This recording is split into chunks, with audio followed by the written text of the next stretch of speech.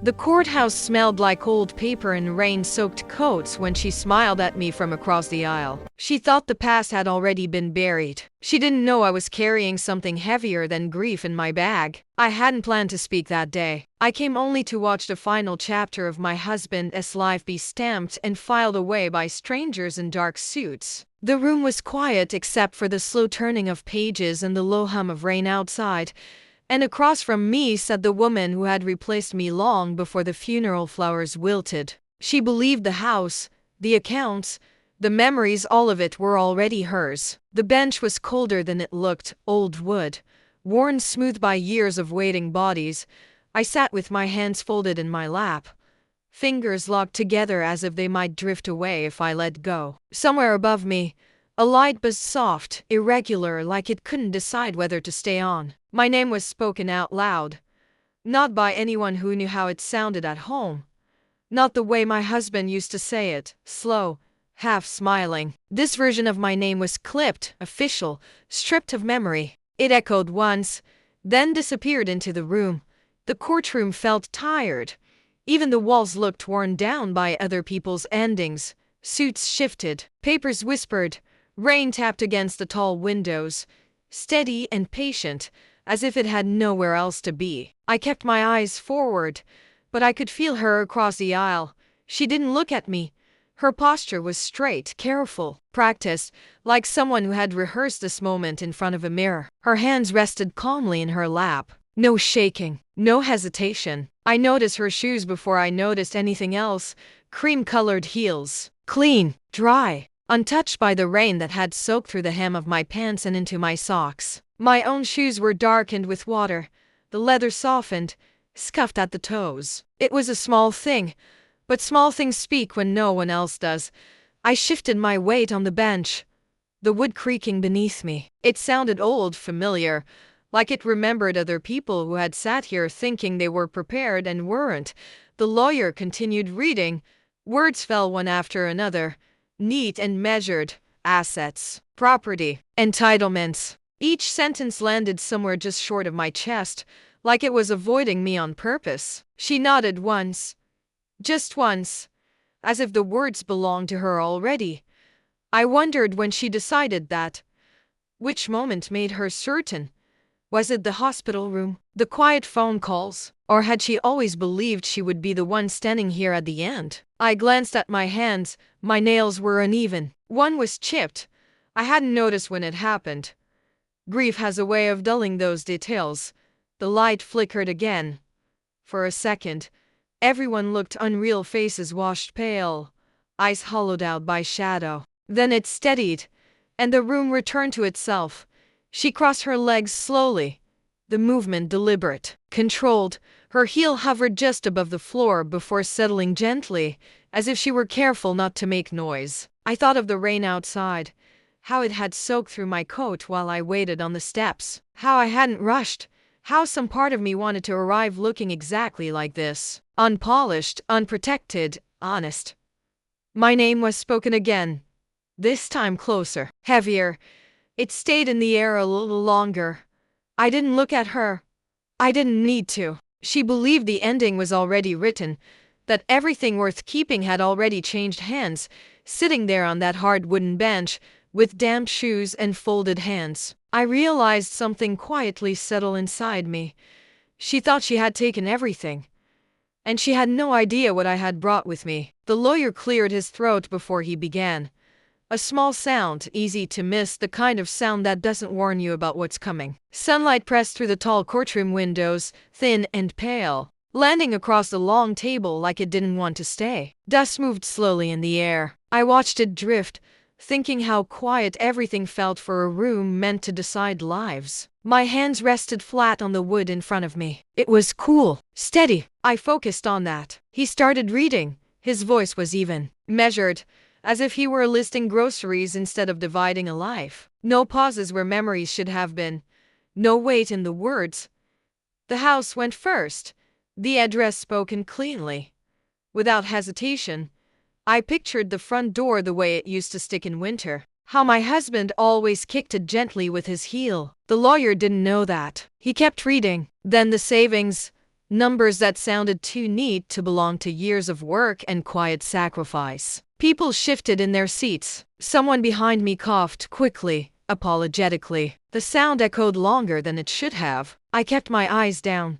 The table was scarred with thin lines, etched by time and use. I traced one with my gaze, following it from edge to edge, counting each groove like it might hold me together. 1, 2, 3. The grain bent and twisted, refusing to go straight. The lawyer's voice didn't bend at all. Personal items came next. Small things, ordinary things. A watch, a set of books, a lamp from the study. Each item landed softly, but inside me, something darkened, like bruises spreading under skin you haven't touched yet. I could feel the room listening, waiting for something to happen. She shifted across the aisle. Not enough to draw attention, just enough to be comfortable. I didn't look at her. I already knew what she looked like in this moment, certain. Still, the lawyer turned a page. The paper made a dry, final sound. I wondered how many pages it took to erase 30 years. How many sentences it took to turn shared mornings into listed property. My name wasn't mentioned. Not yet.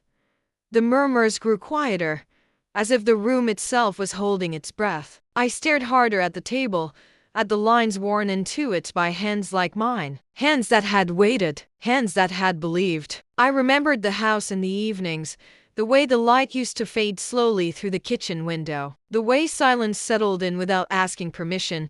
The lawyer finished reading. He closed the folder with care, like he was done with something fragile. No one spoke right away. In that pause, everything felt exposed, like standing in a room after the furniture has been removed, not recognizing the space anymore. Was this really it? Was this how a life was reduced to paper, to ink, to someone else's voice? I lifted my eyes for the first time since he began. The room looked smaller now, closer. My hands were still steady on the table, but something inside me had shifted quietly, without permission. 30 years hadn't disappeared. They had been misplaced. And as the silence stretched, thin and uneasy, I felt the weight of what hadn't been read yet waiting its turn to speak. The watch caught the light before I meant to see it. Just a brief glint, silver against skin, when she shifted her wrist on the armrest. For a moment, I thought my eyes were playing tricks on me. The room had that effect. Nothing stayed solid for long. Voices moved around us, low and formal, rising and falling like they were part of the furniture. I let them pass through me. Instead, I watched her, the way she tilted her head at certain words, the small nods she offered, timed just right, as if she had practiced sorrow the same way others practice smiling. She pressed her lips together when my husband's name was mentioned. Not tight, just enough, a careful imitation of grief. The courtroom smelled faintly of dust and old paper. The air felt dry. I swallowed and tasted nothing. I sat still. She did not look at me. The watch rested easily on her wrist, too easily. I had given it to him after his first promotion. A quiet dinner at home. No candles. Just the two of us at the small kitchen table. He turned it over in his hands for a long time, tracing the back with his thumb like he was learning it by touch. The next morning, he wound it beside the sink while the coffee brewed. The sound was soft, intentional, a habit that stayed. I wondered if she had ever noticed that sound. Someone spoke nearby. Papers shifted. A chair creaked like it remembered something better. She crossed her arms slowly, the watch sliding slightly down her wrist before settling again. It looked comfortable there, familiar, like it had always belonged to her. That thought stung more than I expected. I studied her face. Smooth, composed, the kind of calm that comes from believing you're on the right side of things. She nodded again. Once, I followed the movement. Watched how certain she seemed. Did she know how he hated being late? How he lined his shoes up at night, toes pointing outward, always outward? Did she know he talked to himself when he couldn't sleep, barely above a whisper? The questions stayed inside me. They didn't ask for answers. The watch face tilted toward the ceiling lights, catching them fully now. It ticked on, steady, unbothered. Time moving forward like it always does, indifferent to who's wearing it. She smiled briefly at something the lawyer said, but not with her eyes. I felt something loosen in my chest, then not relief. Not anger, just clarity. She knew parts of him, but not the quiet ones. She didn't know the mornings, or the long silences that didn't need filling, or the way love changes shape without disappearing. She believed the watch meant something else: ownership, proof, arrival. I looked down at my hands again. Empty, bare. Across the aisle, the watch kept ticking, faithful, patient. I let it. Somewhere inside me, a line was being drawn, not in ink, not on paper, just a quiet understanding settling into place. She believed she knew him better than I did, and sitting there, watching time circle her wrist, I realized how much she still didn't know. The smell of coffee came back to me before anything else. Not the taste, just the smell, warm, bitter, familiar, rising from the old machine on our counter before sunrise. I could see the light from the window thinning across the floor, stopping just short of the stairs. The house was awake, but barely, like it was holding its breath. Those mornings felt endless back then, slow, safe. I used to think that was what happiness looked like. In the courtroom, someone shifted a chair. The sound pulled me backward and forward at the same time. I stayed still, but my mind didn't. Our kitchen had always creaked in small ways. The floorboard near the sink complained every time someone stepped on it. He used to joke about it, tapping the spot with his foot like it was an old friend. Later, he stopped joking. He just stepped around it. At night, the stairs spoke for him. Each step had its own sound. I learned them the way you learn weather, by listening. I knew when he was tired. I knew when he was late. Toward the end, I knew when he didn't want to talk. He avoided my eyes slowly. Not all at once. At first, it was just a glance missed here and there, then longer spaces between looking up, then whole conversations where he stared past me, like something behind my shoulder mattered more. I told myself it was work, stress, time. Silence has a way of dressing itself up as peace if you let it. In the courtroom, a voice droned on. Words passed through the air without touching me. I was back at the kitchen table, my hands wrapped around a mug that had long gone cold. We didn't fight. That was the strange part. No slammed doors, no raised voices, just fewer questions, fewer answers.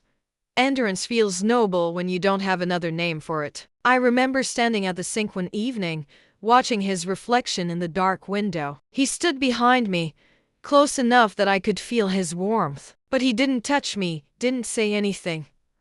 The house filled the space between us instead. In the courtroom, I realized how practiced I'd been at not knowing, how carefully I had arranged my days around what wasn't being said. I thought patience meant loyalty. I thought waiting was love. Love, I learned, can grow quiet without dying. It can fold itself smaller. It can survive on habit and shared space and memory. But silence can also be a hiding place. That thought landed gently, but it stayed. I looked down at my hands. They were steady. They always had been. The betrayal hadn't arrived all at once. It had crept in during those quiet years, wearing familiar sounds in ordinary mornings. It borrowed the smell of coffee, the creak of the stairs. And sitting there now, surrounded by strangers and paperwork, I finally let myself ask the question I had avoided for too long. Had I been patient? Or had I been blind? The answer didn't rush me. It waited. Just like everything else had. The house smelled different when I came back. Stale. Like air that had been holding its breath for too long. I stood in the doorway longer than I needed to. The key had turned easily, but my hand stayed on the knob, unsure. Light slipped through the front windows, thinner than I remembered, settling into corners without warmth. The house didn't greet me. It just watched. I told myself I was only here for a few things. A box. Some papers. Nothing that mattered. My footsteps sounded louder now. Each one echoed as if the floors had forgotten my weight. The walls felt farther apart. I passed the living room without stopping. The couch still angled toward the window the way he liked it. I didn't sit. The study was at the back of the house.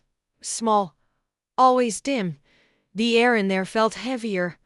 damp with years of closed doors and unspoken things. Books lined the shelves, their spines dulled by dust. His chair was still pulled out slightly, like he meant to return. I stood beside it, resting my hand on the back. The leather was cracked where his fingers used to grip.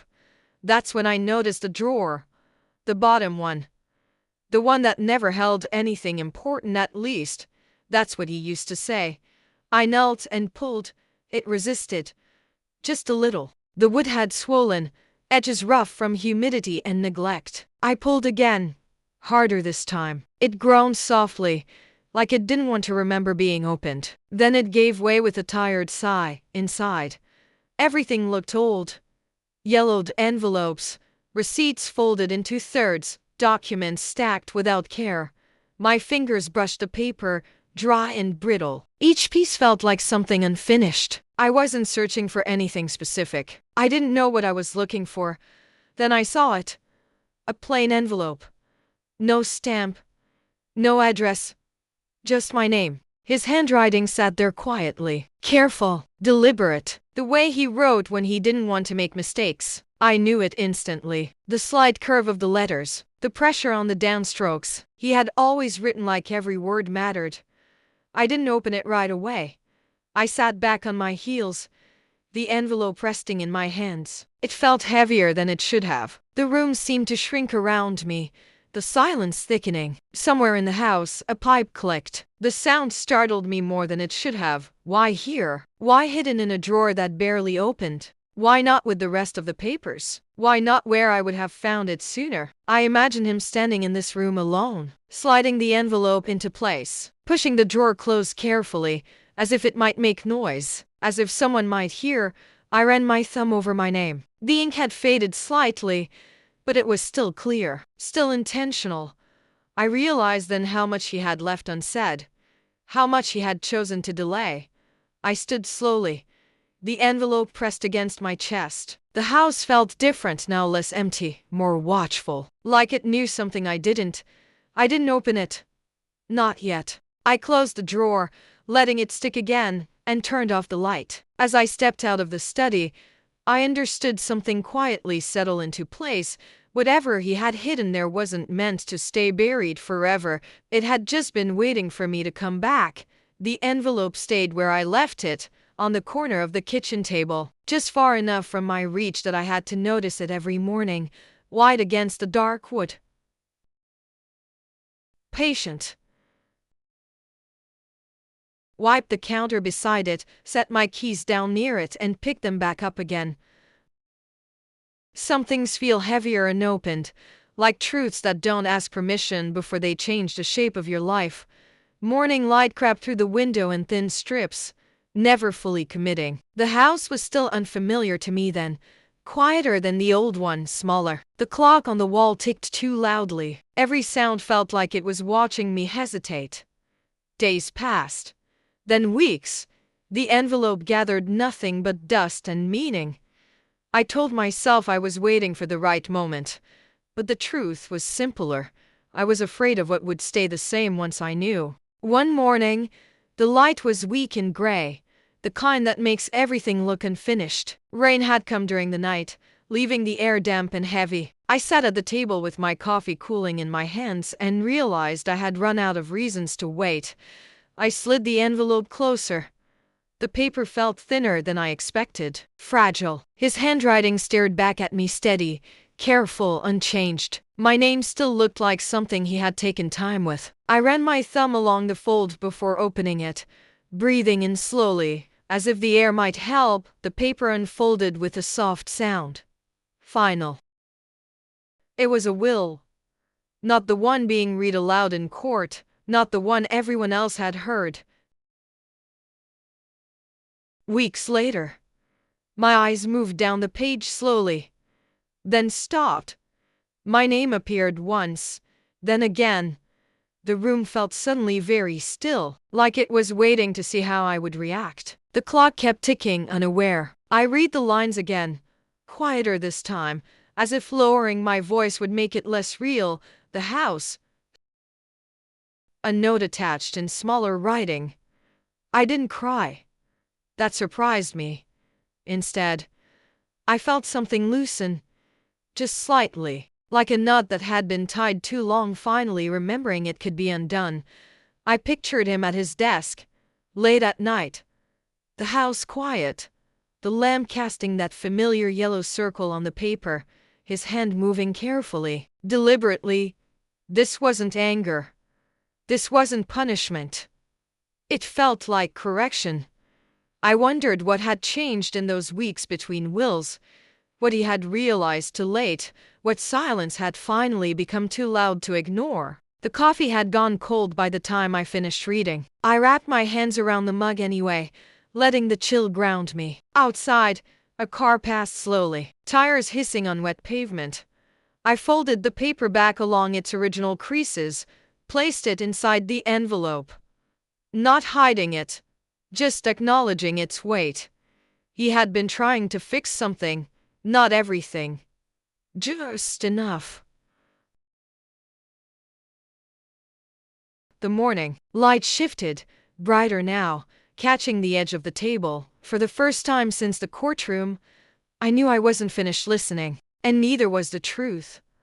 The envelope pressed against my side like it knew where it belonged, tucked between my arm and my coat.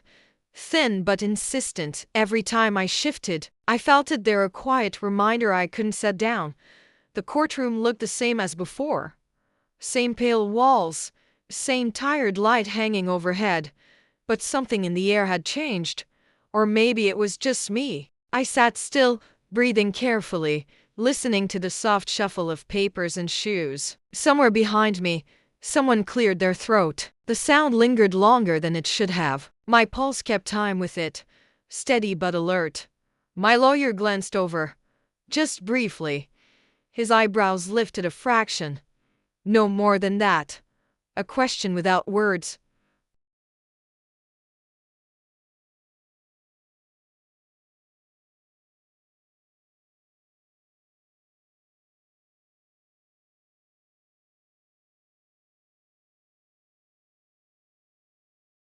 Impatience flickered across her face, quick, unguarded, gone almost as soon as it appeared. That everything important had been said. I remembered the envelope on my kitchen table. How long it had waited. How patient truth can be when it knows it will be heard eventually. The judge spoke. Formal, distant. The words passed through me like wind through an open window. I pressed my arm slightly closer to my side. The envelope bent, just enough to remind me it was real. Paper, ink, proof, not a feeling, not a memory. My lawyer's eyes met mine again. This time, he didn't ask. He waited. I thought of the mornings I had spent silent, of the years I had mistaken entrance for peace, of how easy it is for others to assume you have nothing left to say. She leaned back now, confident again. Settled. I noticed how relaxed she looked. How certain. The envelope felt heavier. Not with fear, with readiness. I realized then that silence had always been my language. Not because I had nothing to say, but because I had been choosing when. The judge paused, a small break in the rhythm. That pause stretched. Inviting. I looked down at my hands. Steady. They didn't tremble like I expected them to. Across the aisle, she glanced at me for the first time. Just a flicker. Her eyes slid past me as if I were already finished. She didn't look back. My lawyer shifted slightly closer. Close enough that I could hear the soft rustle of his sleeve.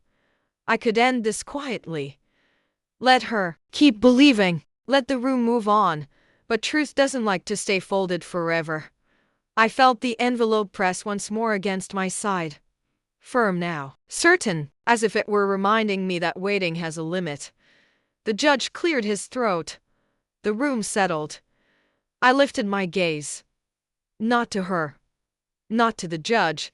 To the space just ahead of me where words go before they're spoken. How long could I let her believe the ending was already written? Just a little longer. Long enough to make sure everyone was listening. The room was breathing when I stood up, not loudly. Just enough to notice when it stopped. My chair made a small sound as I pushed it back. Wood against floor. A reminder that movement still mattered. For a moment, I felt every eye lift without fully turning. The air shifted. Even the lights seemed to pause, and sure, my knees trembled. I noticed that first. It was a quiet shaking. The kind you feel more than see. But my voice, when it came, didn't follow them. It stayed where it was supposed to be. Low, even, almost familiar. I didn't rush. The table was closer than I remembered, its surface worn smooth by years of hands pressing down in moments like this. I placed the envelope on it carefully, aligning the edges without thinking. The paper made a soft sound when it touched the wood. Not loud, not dramatic, just final.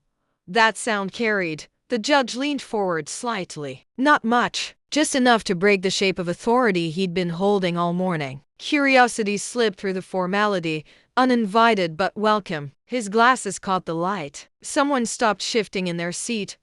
I didn't look at her.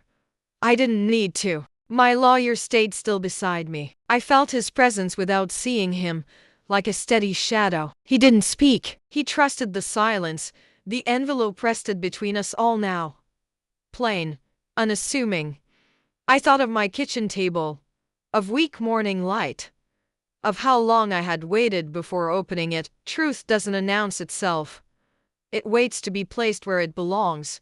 The judge cleared his throat. The sound echoed softly, like it was unsure whether it was allowed. He reached for the envelope, then paused, looked at me.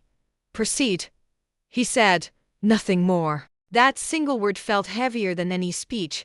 As the envelope was opened, I watched a room instead of the paper. Watched shoulders tense. Watched certainty loosen. Someone inhaled sharply, then stopped themselves. I felt oddly calm. The words on the page were doing their work without me now. Dates, signatures, the quiet authority of ink that hadn't been rushed. Each detail settled into the space like it had always been meant to arrive this way. The judge read silently at first. His brow tightened, then eased. He looked up once, just briefly, at me. Not with judgment, with attention. Across the aisle, movement. A shift too sudden to hide. Still, I didn't look. The envelope was empty now. Its job finished. I rested my hands on the table, palms down, grounding myself in the texture of the wood. The trembling in my knees had stopped. I hadn't noticed when. The judge sat back slowly. The room followed him. For a moment, no one spoke. Not because they were told to be quiet, but because something had been heard.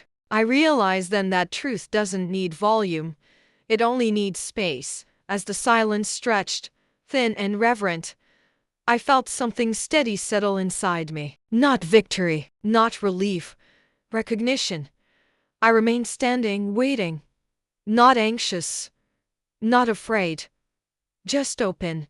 Would the truth be enough to be heard? The room had already answered. Now it was only a matter of what would change next. The rain grew louder while they examined the paper, not sudden, just enough to notice.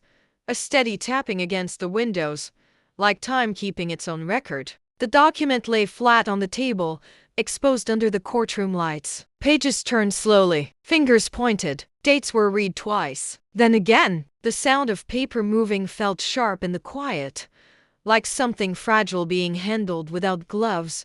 I stood still, breathing carefully, each second stretched thin, the way breath does when you're waiting for pain or relief. The judge leaned closer. His glasses slid slightly down his nose as he compared signatures. One page, then another. Ink against ink, pressure against memory. The room seemed to pull inward, shrinking around that small rectangle of truth. I noticed how cold it felt, not the kind that makes you shiver, the kind that settles outside. Rain ran harder along the glass, tracing long paths downward. I followed one with my eyes until it disappeared. It felt easier than watching faces. A clerk spoke quietly. A confirmation. Nothing dramatic. Across the aisle, something shifted. She didn't move much, just enough. A pause too long.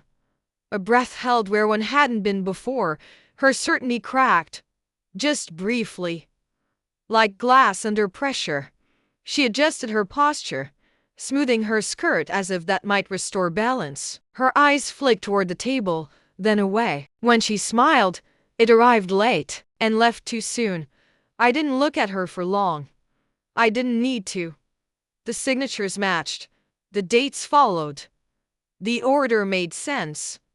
Proof has a way of speaking without raising its voice. The judge sat back slowly, as though testing the weight of what he now knew. The room followed him again, mirroring the movement. Someone shifted their feet. Someone else swallowed. The rain filled the space no one else could. I felt something ease in my chest, not joy. Alignment. Certainty, I realized, is loud when it hasn't been tested. It takes up space. Assumes permission. Proof is quieter. It waits. Then it stays. The judge folded his hands together, resting them on the bench. He looked at the document once more, then lifted his gaze not toward her, toward me. Not with kindness, not with pity, with acknowledgement. The room felt colder still, but clearer, as if something heavy had finally been named and set down. Outside, the rain began to slow, each drop more spaced than the last. I stayed standing, steady now. What happens when certainty meets proof? It doesn't shatter loudly. It steps aside, and for the first time that day, I knew the silence ahead would be different than the ones I'd endured before. The ruling didn't sound the way I expected it to. No sharp gavel, no collective breath held and released. Just words. Soft, measured, spoken as if they had always been waiting for the right moment to land. I stood there while the judge finished, his voice steady, almost gentle. The house was mine again. The sentence settled into the room without resistance, like dust finally finding a surface. I nodded once, not trusting myself to do more. Around me, chairs shifted, paper moved, life resumed its small sounds. But inside me, something stayed still. My lawyer touched my arm lightly, then handed me the letter. Just one page. Folded once, I didn't read it right away. The courtroom felt suddenly too bright, the lights pressing down harder than before. I held the letter between my fingers, feeling the faint imprint of his handwriting through the paper. Outside, the rain had slowed to a mist, barely there. I found a quiet bench in the hallway and sat. The marble floor was cold beneath my shoes. The building hummed softly, like it was breathing on its own. I unfolded the letter. His words were careful, not polished, just honest. He wrote about regret, not loudly, not defensively, about fear, about choices made while believing there would be more time to explain them. He didn't excuse himself. He didn't ask for forgiveness. He just told the truth as plainly as he could, like someone finally setting down something heavy. I traced a sentence with my eyes twice, then a third time. It wasn't an apology, it didn't try to mend everything, but it didn't look away either. I felt the weight of all the years he hadn't spoken this way. The mornings we shared in silence, the nights we avoided questions, the spaces we both pretended were empty when they weren't. The letter didn't change the past, but it named it. That mattered more than I expected. I folded the paper slowly, pressing the crease flat with my thumb. My hands didn't shake. They felt older, wiser, like they had learned something without asking. The house was mine again, but that wasn't what stayed with me. It was the honesty. Arriving late, arriving anyway. I stood and walked toward the exit. The doors opened easily, letting in cool air and the faint smell of wet pavement. Outside, the sky was lighter than it had been all morning.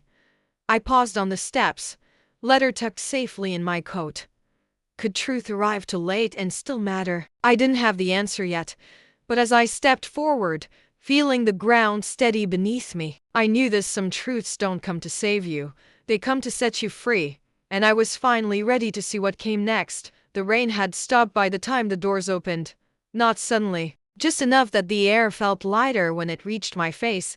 The pavement outside the courthouse was dark and reflective, holding the sky in pieces. Streetlights shimmered in shallow puddles, stretched thin like memories you don't quite trust anymore. I stepped down slowly, my shoes finding familiar ground again. She passed me on the steps, close enough that I could hear her heels before I saw them. Click, click. Sharper now, faster. She didn't look at me. Not once. Her pace carried her forward, away from the building, away from everything that had just happened. The sound of her heels faded into the distance, swallowed by traffic and wet stone. I didn't turn to watch her go. I stayed where I was. The courthouse doors closed behind me with a muted thud. Not final. Just finished. The echo lingered longer than the sound itself, vibrating through the steps beneath my feet. I placed my hand on the cold railing and breathed in. The air smelled clean, washed, like something had been cleared out. My chest loosened in a way I hadn't expected. Not relief, something quieter than that. Like untying a knot you didn't realize you'd been carrying for years. My shoulders dropped. I noticed then how tense they had been.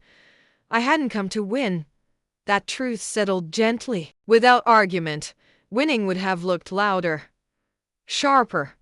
It would have required something from her. What I wanted was simpler. To be seen. To stand in a room where my voice mattered even if it only spoke once. Cars passed slowly on the street, tires whispering over damp asphalt. Somewhere nearby, someone laughed. Life continuing in its small, ordinary ways. I stood still, letting it move around me. I thought of the house waiting now, empty, familiar, of rooms that would need air and light, of drawers that no longer hid anything. The letter pressed softly against my coat. A reminder I didn't need to read again just yet. It had done what it came to do. It told the truth. It named what had been missing. That was enough for today. I looked down at my hands. They were steady. For so long, I had held on to silence, to patience, to the idea that endurance was the same as love. I wondered how many of those things I could finally set down.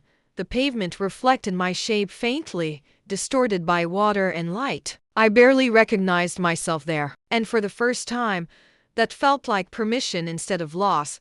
I took one step forward, then another. Not rushing, not looking back. Somewhere behind me, the building remained quiet, heavy, finished with me. Ahead, the street opened wide. I hadn't come to win. I had come to be seen.